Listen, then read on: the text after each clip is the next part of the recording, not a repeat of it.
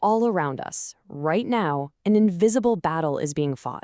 Seriously, our bridges, our buildings, the entire concrete world we live in is getting older. So today, we're going to look at the incredible science engineers are using to keep it all from, well, falling apart. It's this huge, silent problem that we never really think about. But concrete doesn't last forever. It cracks, it weakens, especially when you think about the constant stress from traffic and weather. So, how do you fix a massive bridge without just tearing it all down? How do you make a building stronger from the inside out? Well, a big part of the answer lies in a material that is unbelievably strong, but at the same time incredibly light. It's called fiber-reinforced polymer, or just FRP for short. The best way to think about it, it's like a super high-tech bandage, or maybe even an external skeleton for aging concrete. Now, the old school way to do this was with steel rebar. But steel has two big problems. It's really heavy, and as we all know, it rusts. FRP, on the other hand, is feather light, way stronger for its weight, and it's completely immune to corrosion.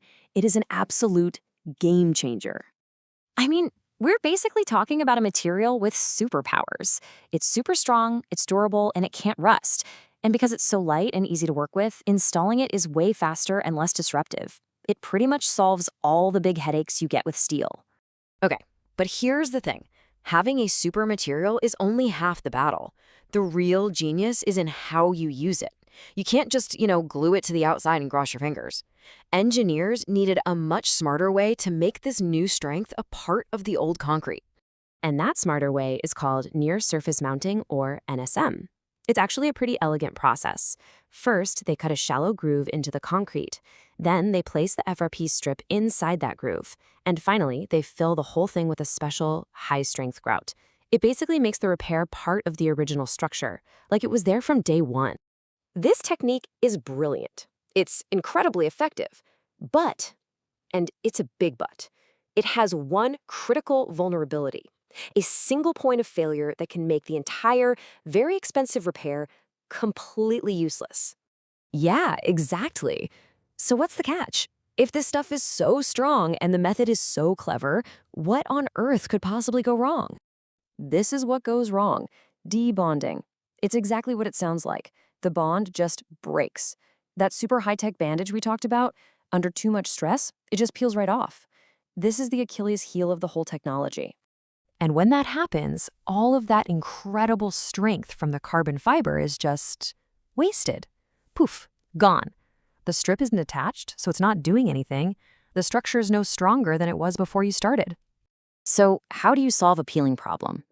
Well, you have to find a way to make it stick better, right? So engineers went back to the drawing board, and they came up with a bunch of clever solutions, all based on one simple idea: anchorage. The concept is actually beautifully simple. If the adhesive isn't enough, you just add a mechanical fastener. Just think of these anchorage systems as super strong staples or bolts that physically lock the FRP strip onto the concrete. It makes it pretty much impossible for it to peel away. So one way they do this is with something called a U-wrap. They take another sheet of this FRP material and literally wrap it all the way around the concrete beam. This effectively clamps that main reinforcing strip right into place. Another approach is, let's say, a little more direct: the mechanical bolt. Here, you're using actual metal plates and bolts to fasten the end of the FRP strip right into the concrete. It's a very straightforward, kind of a brute force solution, but hey, it works. And then there's maybe the most elegant solution of all: the fiber anchor.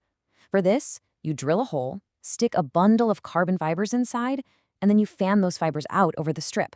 So you're basically using the super material itself to create its own staple. It's so clever. Okay, so the big question is, do these anchors actually work? Oh yeah, get this. Research shows that concrete beams strengthened with this method and anchors could handle an 89% greater load than a beam with no repairs at all. 89%.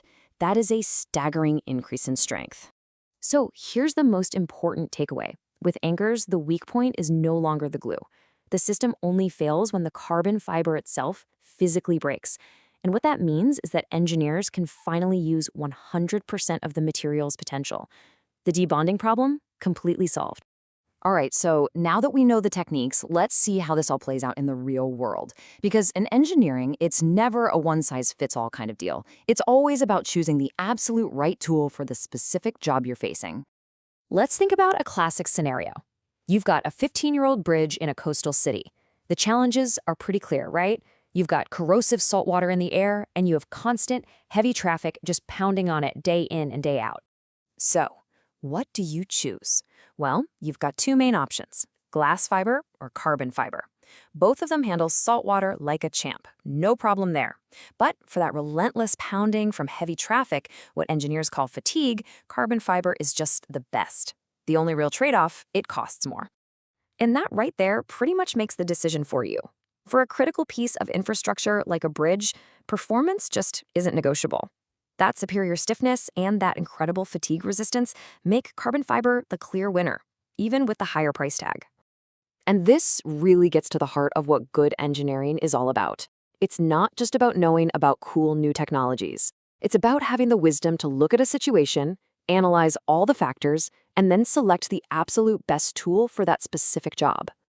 It kind of makes you wonder, doesn't it? As our concrete world keeps getting older and older, what other invisible armors and clever new techniques are engineers developing right now in labs all over the world to keep everything safe and strong for the next generation?